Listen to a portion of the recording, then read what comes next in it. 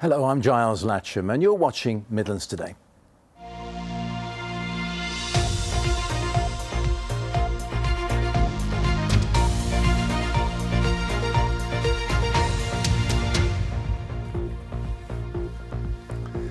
Good evening. The daughter of the first Allied soldier killed in combat on D-Day has taken part in a ceremony in Normandy to honour her father and his comrades. Lieutenant Den Brotheridge from the Black Country died in an operation behind enemy lines.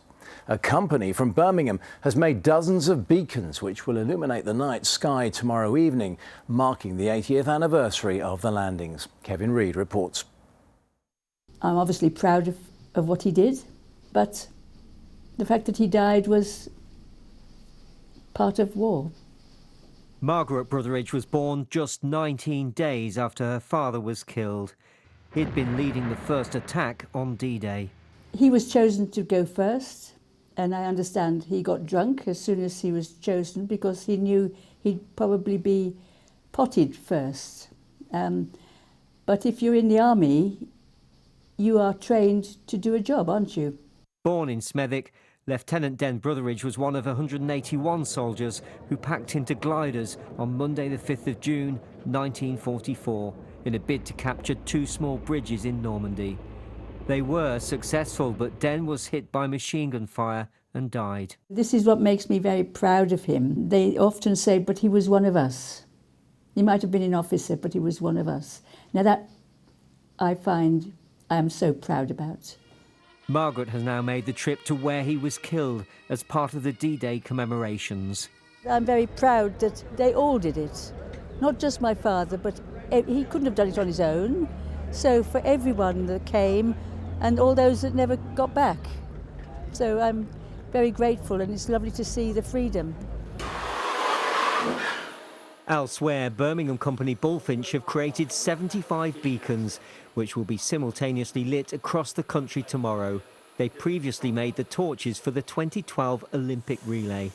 Very proud indeed. You almost get a case of saying, wow, I did that. And it's marvellous, what it's all about. Hopefully it'll be a lasting legacy. The light-up will be at 9:15 tomorrow night to symbolise the light of peace that emerged out of the darkness of war. Kevin Reid, BBC Midlands Today. Around 20 families at the heart of an inquiry into maternity failings in Shropshire have complained about a lack of engagement from Shrewsbury and Telford NHS Trust. The group met in Shrewsbury today with senior midwife Donna Ockenden, who led the inquiry 2 years ago, to share their concerns. Tomorrow, she'll meet with the hospital trust. It says it will listen and respond. Who better to learn from? Who better to have to help you focus on maternity improvement than those people who have been harmed by your maternity service? And my understanding from families is that that simply hasn't been done. One of Ukraine's top rock bands, Antitila, is hosting a charity event in Birmingham tonight to raise money for the country's armed forces. You may remember them teaming up with Ed Sheeran to release a new song partly filmed and recorded by band members serving in the war against Russia. They were performing to a sold-out crowd at the Forum this evening and say the money they're raising will go towards boats for medical evacuations. Students from a college in Shropshire are helping to restore the walls of the historic Weston Park estate. The group are being taught the art of traditional brickwork, helping to repair the perimeter of a walled garden, originally designed by the famed 18th century landscape architect Capability Brown. Joanne Rittle's been to see them at work.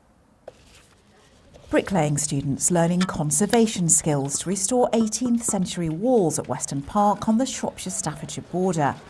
Telford College says 16 to 19-year-olds aren't taught heritage work, so it's teamed up with the historic estate. We need to learn how they used to do it back in the day. Like before we had all the machines, they used their hands and they didn't really have any specialist equipment. I am relaying the bricks, the same type of bricks as they used back in 1760, something like that, wasn't it? Same type of bricks, handmade. We're going to keep this brick there because he's still got a bit. Students are learning from Luke Unsworth, whose family of conservation builders go back 5 generations. There isn't really any colleges or anywhere to my knowledge, that are teaching it on a large scale.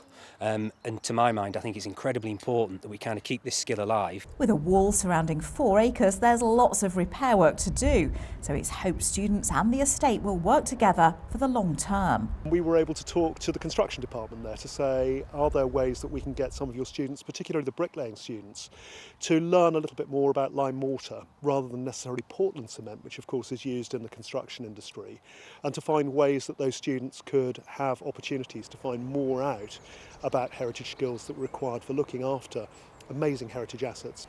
Weston Park's run by a charity with conservation and education among its aims, and bricklaying students are playing their part in repairing the estate for future generations.